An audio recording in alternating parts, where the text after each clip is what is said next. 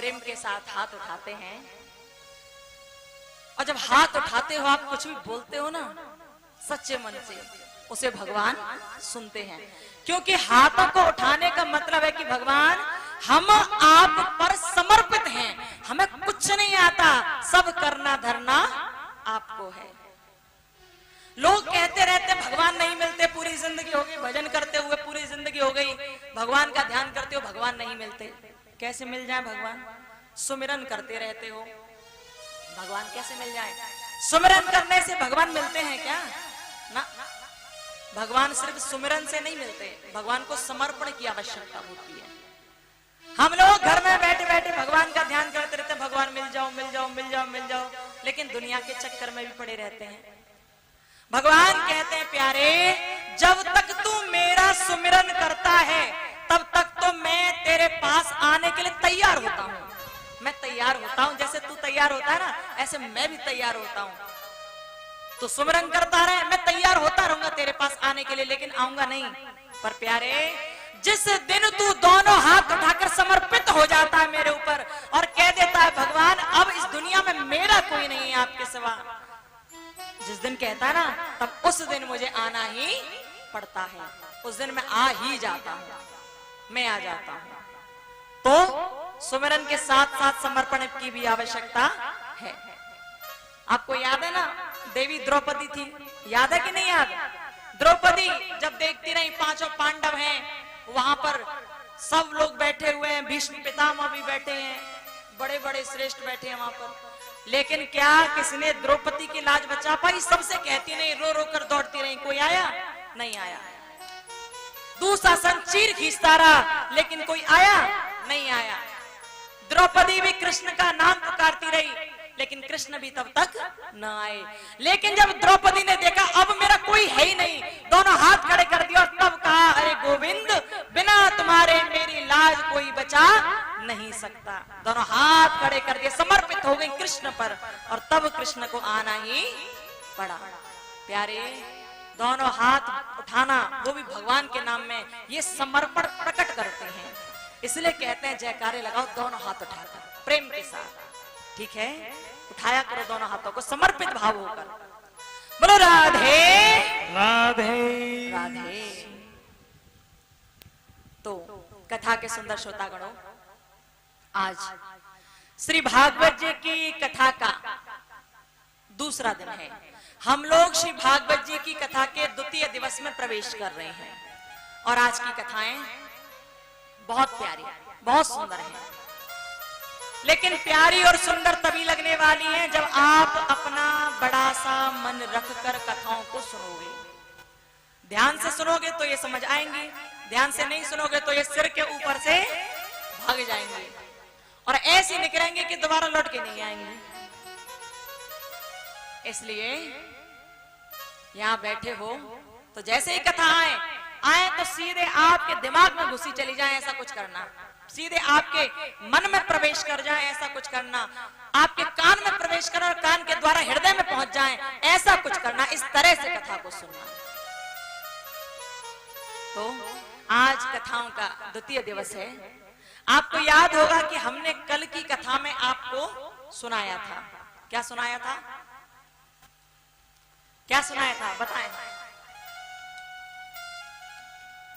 याद है किसी को कि कल क्या सुनाया था?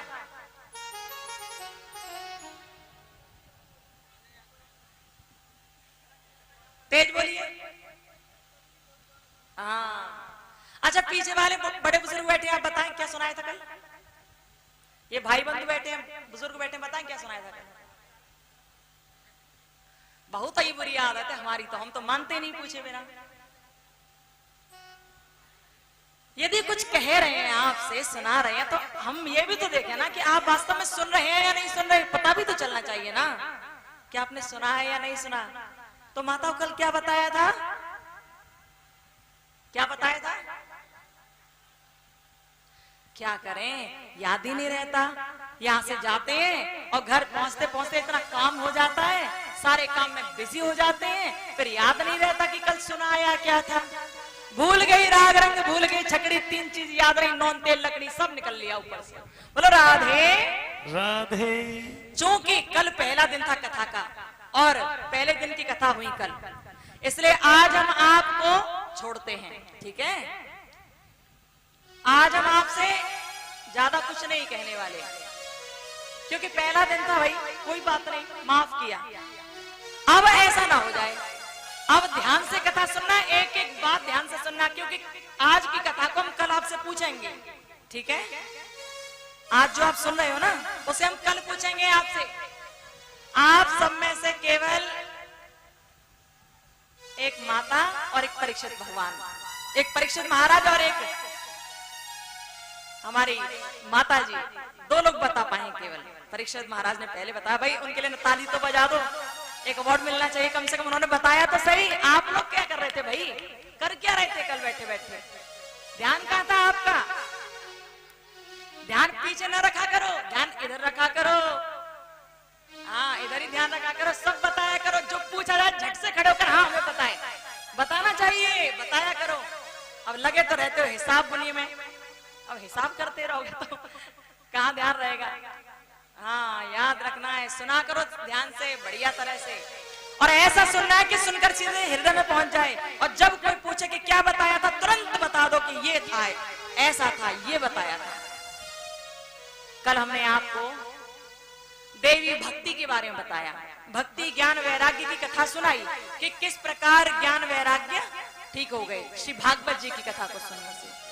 कल हमने आपको गौकर्ण और धुंधकारी की कथा को सुनाया था कि धुंधकारी जैसा नीच व्यक्ति भी श्री भागवत जी की कथा को सुनने से पवित्र हो गया और पवित्र आत्मा बनकर वो भगवान के विमान में बैठकर प्रभु के धाम में प्रस्थान कर गया।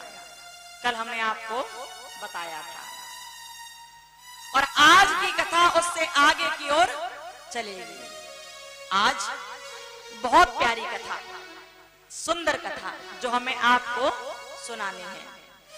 सूत जी महाराज सौनिक आदि 88,000 ऋषि गणों को कथा सुनाते जाते हैं, और कथा सुनाते हुए कहते हैं, ऋषि गणों, ये श्री भागवत जी की कथा चल रही है।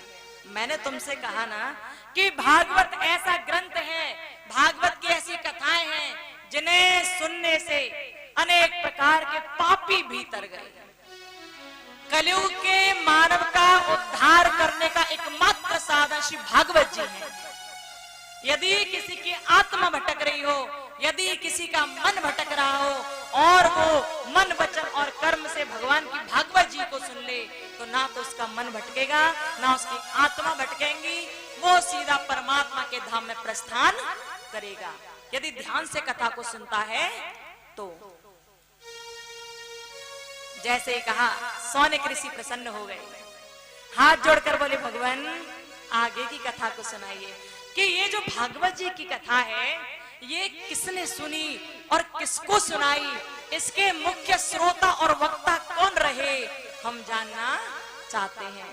और भागवत जी के महिमा का आप मंडन करते रहें, हमें बहुत उल्लास हो रहा है इस कथा को सुनने में, आप सुनाते जाएं। जब कहा तो सूत जी महाराज तो परम भागवत संत हैं, बहुत श्रेष्ठ संत हैं।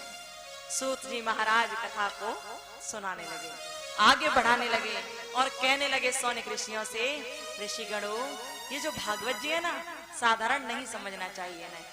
कलयुग के लोग आगे चल के, जैसे जैसे कलयुग बढ़ेगा ना, तो कलयुग के लोग श्री भागवत जी की कथाओं में सोचेंगे कि ये झूठी कथाएं हैं, लेकिन उन मूर्खों को पूरी तरह समझ नहीं आएगा कि जिन कथाओं को वो सुन रहे हैं वो वास्तविकता में सत्य कथाएं हैं, उनमें लेश मात्र भी झूठ है ही नहीं।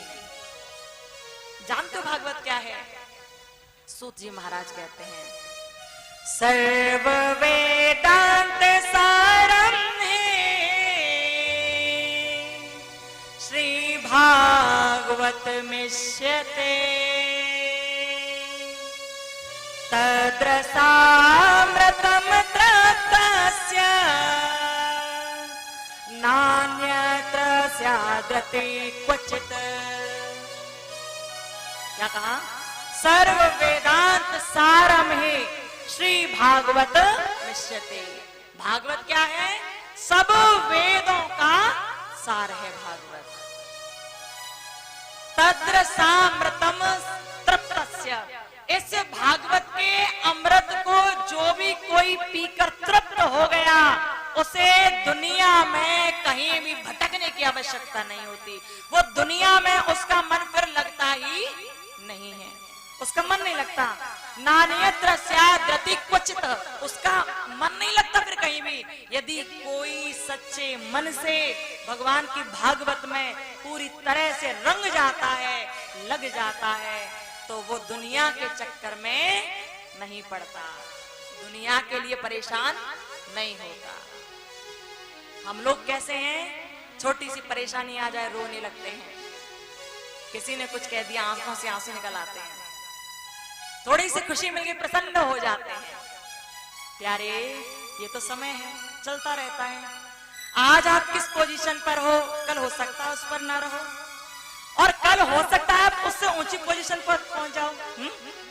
मन में नहीं सोचना चाहिए, सब चलता रहता है, ये दिन भी गुजर जाएंगे। हो सकता है कि भगवान ने आपके लिए कुछ और अच्छा सोच रखा हो। परेशान नहीं होना चाहिए। जो भगवान की भागवत में पूरी तरह लग जाते हैं ना, सोचते हैं, विचारते हैं, ऐसा हुआ क्यों हुआ, अब हो गया सो हो गया, अब क्या करें, सोचते हैं। और जब कोई पूर्णतः बहुत अधिक दुख से दुखी नहीं होता और बहुत सुख से सुखी नहीं होता, वो तो संत बन जाता है, श्रेष्ठ संत बन जाता है। ये भागवत हमें भक्त बनना, ज्ञानी बनना, वैरागी बनना और संत बनना सिखाती है भागवत। इसी वैराग्य की देनी, इसी भक्ति की देनी, इसी ज्ञान की देनी भागवत जी की कथा को हम लोग श्रवण पान कर रहे हैं। प्यारी सी कथा श्री भागवत जी की। जब सौनक ऋषियों ने पूछा कि प्रभु, आपने बताया कि श्री भागवत जी के दो मुख्य पात्र हैं, दो मुख्य पात्र, वो पात्र कौन कौन है, आप जरा हमें बताएं। सूत जी महाराज ने कहा दो मुख्य पात्र है ना, उनमें एक तो जो मुख्य वक्ता है वो श्री सुखदेव जी महाराज हैं, और जो मुख्य श्रोता हैं वो परीक्षित महाराज हैं, वो परीक्षित हैं। दो मुख्य पात्र। अब ये दोनों मुख्य पात्र हुए कैसे, इनके बारे में कैसे बताया जाए। सौनक ऋषियों ने हाथ जोड़े और पुनः कहा, भगवान हम जानना चाहते हैं कि सुखदेव कौन थे और कैसे आए, और परीक्षित जी को ही उन्होंने कथा को क्यों सुनाया, क्या कारण बना, आप हमें बताएं। और ये जो भागवत आप सुना रहे हैं ना, इसकी रचना करने की आवश्यकता क्यों पड़ी, क्या कारण हुआ इसके पीछे, आप हमें सुनाएं। जब कहा तो ये सुनकर सूत जी महाराज ने कहा, राज ऋषि सुनिए, आप सब ऋषिगण हो, सौनक ऋषियों सुनिए, मैं बताता हूं। एक बार ऐसा हुआ था कि व्यास जी महाराज बैठे हुए थे और बैठे बैठे बड़े चिंतित लग रहे थे, थोड़ी टेंशन में नजर आ रहे थे। और जब चिंतित भाव से व्यास जी महाराज बैठे हुए थे, तभी इतने में ही वहां पर देवर्षि नारद जी आ गए।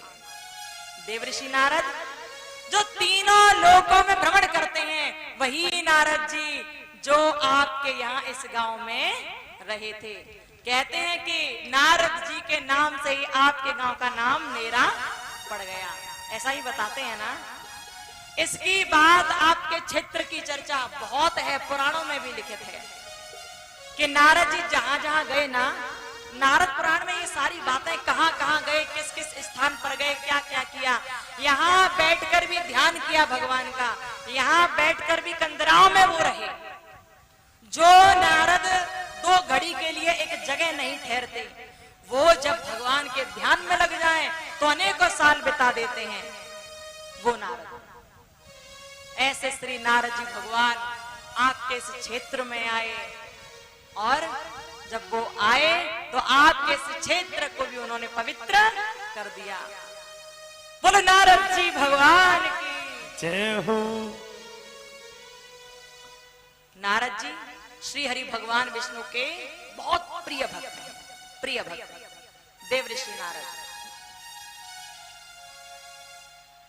सौनक ऋषियों से सूत जी महाराज ने कहा, जब व्यास जी महाराज अपनी कुटिया में बैठे थे शांत भाव से, चुप बैठे थे, बड़ी परेशानी लग रही थी उन्हें देखकर, वो बड़े दुखी से बैठे थे, तभी वहां पर देवर्षि नारद जी आ गए, नारायण नारायण कहते हुए।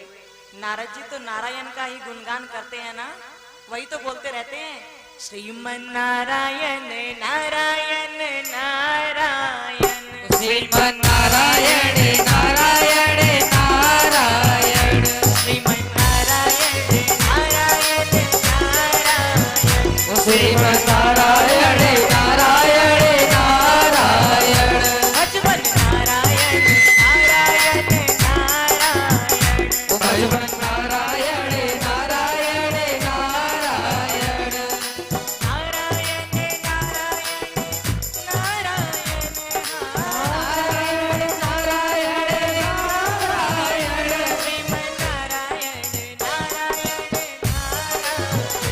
श्रीमन नारायण नारायण नारायण, भजमन नारायण नारायण नारायण, भजमन नारायण नारायण नारायण, श्रीमन नारायण नारायण नारायण, श्रीमन नारायण नारायण नारायण। भगवान के भजन कीर्तन में ताली बजाते रहा करो। किसी ने कहा कि हम ताली बजा रहे हैं लेकिन पड़ोसी तो बजा नहीं रहा, पड़ोसी तो बजा नहीं रहा, फिर इसका क्या? तो दूसरे व्यक्ति ने कहा ना बजाए, बिल्कुल ना बजाए, लेकिन जो कोई ताली बजाता है ना तो उसके भीतर के पाप निकल के जाते हैं। जब कोई ताली बजाता है तो उसके भीतर के पाप निकल के बाहर जाने लगते हैं। अब दूसरे ने पूछा पाप निकल के जाते कहाँ हैं? तो उन्होंने कह दिया कि पड़ोसी बैठा है ना, उसकी खोपड़ी पे चढ़ जाते हैं पाप, जो ताली नहीं बजा रहा उसके पर। तो भैया ताली बजा दो, नहीं तो पड़ोसी के पाप निकल के आपकी खोपड़ी पे बैठ जाएंगे। ठीक है, तालियों की आवाज आनी चाहिए। श्रीमन नारायण नारायण नारायण, श्रीमन नारायण नारायण नारायण, भजमन नारायण नारायण नारायण, भजमन नारायण नारायण नारायण, नारायण नारायण नारायण, नारायण नारायण नारायण, श्रीमन नारायण नारायण नारायण, श्रीमन नारायण नारायण नारायण, भजमन नारायण नारायण नारायण, भजमन नारायण नारायण नारायण। बोले नारद जी भगवान की आगे वो नारायण नारायण कहते हुए। भगवान के इतने श्रेष्ठ भक्त 24 घंटे नारायण का नाम लेते रहते हैं। देवर्षि नारद जी आए, आकर देखा उन्होंने कि व्यास जी महाराज बहुत शांत अवस्था में बैठे हैं। पूछने लगे व्यास जी क्या हो गया, इतने चुप क्यों हैं आप, कोई बात है, कोई परेशानी है, बताएं। व्यास जी महाराज ने कहा क्या बताऊं देवर्षि नारद, बड़ा परेशान हूं। मैंने अनेकों प्रकार के वेद पुराणों की रचना कर ली, मैंने अनेक पुराण रच दिए, शास्त्र रच दिए, लेकिन मेरा मन अभी प्रसन्न नहीं है। मुझे प्रतीत होता है कि कुछ कमी है, अभी कुछ कमी रह गई है, अभी मुझे ऐसा लगता है। क्या करूं समझ नहीं आता। नारद जी मुस्कुरा कर कहने लगे व्यास जी महाराज कमी तो है अभी, क्योंकि आपने अनेक प्रकार के वेद पुराण तो रच दिए, पुराण तो रच दिए, लेकिन कोई भी पुराण ऐसा नहीं रचा जिसमें हर प्रश्न का उत्तर मिल जाए। ऐसा कोई पुराण आपने बनाया नहीं है, इसलिए ऐसा कुछ बनाओ जिसमें हर प्रश्न का उत्तर मिल जाए। अरे व्यास जी महाराज एक बात बताओ, कोई कितना भी बढ़िया भोजन क्यों ना बना ले, कितना ही बढ़िया भोजन बना लो, कितनी भी बढ़िया सब्जी बना लो, यदि उसमें राम रस न हो, राम रस बोले तो नमक, सब्जी कितनी बढ़िया बनाना, कितनी भी अच्छी, खूब तेल डालना, खूब जीरा डालना, हरी मिर्च और पता नहीं क्या क्या सब डालना, लेकिन उसमें नमक न हो तो क्या वो सब्जी स्वाद देगी, अच्छी लगेगी? नहीं लगेगी ना। नमक को राम रस बोलते हैं। यदि राम रस ही उसमें ना हो तो क्या वो अच्छी लगेगी? नहीं लगेगी। इसलिए ऐसा बनाओ, ऐसा कुछ रचो जिसमें पूर्णतः पूरी तरह से हर प्रश्न और उत्तर सम्मिलित हो, ऐसा कुछ बना दो। और जब कहा तो ये सुनकर व्यास जी महाराज बोले क्या बनाऊं क्या बनाऊं क्या बनाऊं। देवर्षि नारद जी कहने लगे आप तो संत हैं, और संत इतने विद्वान होते हैं कि उन्हें समझाने की आवश्यकता नहीं पड़ती, वो सब जानते हैं, सब जानते हैं। आप एक संत हो, मैं एक संत हूं, जब संत संत मिल जाएं तो एक नव दुनिया का, एक नए संसार का निर्माण कर सकते हैं, एक सुंदर प्रभु द्वारा रचित संसार को बना सकते हैं। कहते हैं कि देवर्षि नारद जी ने अपने पूर्व जन्म की कथा को यहाँ सुनाया और व्यास जी महाराज से संत की महिमा कही, और व्यास जी महाराज से कहा प्रभु अब आप एक पुराण रच दीजिए जिसमें हर प्रश्न का उत्तर मिल जाए। व्यास जी महाराज समझ गए कि हाँ मुझे क्या करना है। देवर्षि नारद जी वहां से जाने लगे। व्यास जी महाराज अपनी कुटिया में बैठे थे, तभी सोचा कि जरा बाहर निकल कर देख कर आऊं, यदि प्रभु की प्रेरणा हुई तो जरूर कुछ ना कुछ नया रचा जाएगा। कहते हैं कि व्यास जी महाराज अपनी कुटिया से बाहर निकले, और जैसे ही कुटिया से बाहर निकले तो देखा थोड़ी दूरी पर एक नदी है, नदी में जाकर खड़े हो गए बीच में, और जब बीच में खड़े हुए तो सूर्य की छोटी छोटी सी वहां पर रोशनी आ रही थी, उषा काल का समय था, और जब सूर्य की रोशनी वहां आई, वहां पर खड़े हैं नदी में वो व्यास जी महाराज, हाथ जोड़े और निवेदन कर रहे हैं भगवान से, भगवान बताओ ना क्या करूं। सुंदर तरह सूर्य की किरणें पड़ने लगी व्यास जी महाराज के सुंदर शरीर पर, और व्यास जी महाराज के मन में अब बहुत सारी बातें चलने लगी। उन्होंने देखा कि वहीं थोड़ी सी दूरी पर नदी में ही कुछ पक्षी तैर रहे थे, कुछ बगुले वगैरह थे, वहां पर कुछ बतख तैर रही थी, लेकिन इतने में ही एक वहां शिकारी आया, और शिकारी भी कोई और नहीं, वो भी एक पक्षी है, वहां आया और आकर उन्हें नोचने लगा। अब ये देखकर व्यास जी महाराज को मन से बड़ा क्रोध आया, बहुत क्रोध आया, बार बार फटकारने लगे उस शिकारी को। कहीं तो कहते कि पक्षी ही शिकारी बनकर आया, कहीं एक व्यक्ति को शिकारी बताया गया है। वो उन्हें पकड़ने लगा, व्यास जी महाराज को ये अच्छा नहीं लगा। अब व्यास जी महाराज ने अनेक प्रकार के वचन कहना शुरू कर दिया। व्यास जी महाराज के जो मुख से निकल रहे थे ना, वो श्लोक निकल रहे थे, और ऐसे श्लोक जिनमें बोला गया था कि अरे दुष्ट, तू इन्हें न चाहते हुए भी पकड़ रहा है, तो देख तेरा काल बनकर भगवान स्वयं आएंगे, तेरा काल बनकर भगवान कुछ न कुछ लीला रचाएंगे। अनेक प्रकार की बातें व्यास जी महाराज खड़े खड़े कहने लगे वहां पर। और जब वो श्लोक इतने अधिक बढ़ गए तो व्यास जी महाराज को थोड़ी देर बाद समझ आया, अरे मैंने तो बहुत सारे श्लोक बोल दिए, जिन बातों को मैं जानता तक नहीं था, मैं वो बातें आज बोल गया। व्यास जी महाराज को ये बात समझ आई। तभी उन्होंने देखा कि वो पक्षी जो तैर रहे थे, ना तो वहां कोई पक्षी रहा, और जो शिकारी आया था वो भी शिकारी नजर नहीं आया था। आकाशवाणी में कहा गया, व्यास जी ये तो केवल एक नाटक रचाया गया था, ताकि आपके हृदय के भीतर से श्लोक निकले और वही श्लोक एक भागवत का स्वरूप ले लें, इसलिए ये नाटक रचाया गया था, ये कहा गया। और जब कहा गया तो ये सुनकर व्यास जी महाराज बहुत प्रसन्न हुए, बहुत प्रसन्न हुए। अब हुआ क्या? हुआ ऐसा कि व्यास जी महाराज ने उन्हीं श्लोकों को लिया और श्लोकों को लेकर मन में धारण करके विचार करने लगे कि मुझे इन्हीं श्लोकों को लेकर और अधिक श्लोकों को सम्मिलित करना चाहिए और श्री भागवत जी की रचना कर देनी चाहिए। व्यास जी महाराज ने भागवत जी की रचना करने का निश्चय कर लिया। भागवत की रचना के लिए श्लोक तैयार हो गए।